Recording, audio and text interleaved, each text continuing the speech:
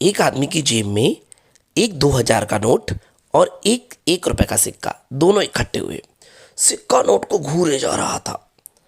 इतने में नोट ने सिक्के से कहा, अरे भाई तुम मुझे घूर क्यों रहे हो? सिक्के ने कहा, नहीं भैया ऐसा कुछ भी नहीं, आप बड़े लोग हैं और मैं बड़े लोगों से मिलने का सपना रखता हूँ। आज सपना पूरा हुआ तो खुशी थोड़ी ज़्यादा आ गई। इतने में नोट ने कहा, अरे भाई ऐसा कुछ भी नहीं है जो तुम सोच रहे हो, ये तो तुम्हारा केवल भ्रम है। सिक्के ने कहा, अरे भैया आपका मूल्य तो हमसे 2000 गुना ज़्यादा है और आप बहुत सारे लोगों की जेब में घूमे भी होंगे और आप कई बड़े बड़े लोगों के काम भी आए होंगे। नोट ने बड़े दुखी मन से कहा, अरे भाई तुम जैसा सोच रहे हो वैसा कुछ भी नहीं।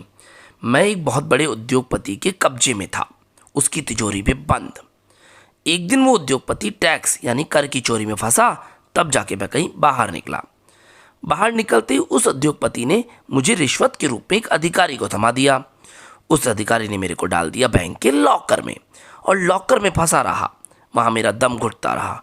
बहुत दिन बाद अब जाकर उस लॉकर से मैं बाहर निकला हूँ और आया हूँ इस आदमी की पॉकेट में और तुम्हारे से बात कर रहा हूँ। जिंदगी सच बताऊँ तो एक नरक वाली जिंदगी बन गई थी। मैं केवल पैक होकर के रह गया था। तुम सुनाओ तुम्हारी कहानी। सिक्के ने तपाक से जवाब दिया, अरे दोस्त मैं क्या सुनाऊं, मैं तो बहुत घूमा हूँ।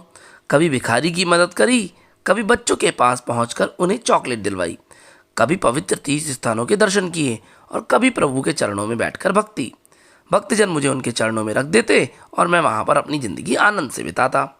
कभी तो पूजा की आरती में और कभी अल्लाह की चादर पर गया। इतना सुनते ही नोट की आंखें भर आई।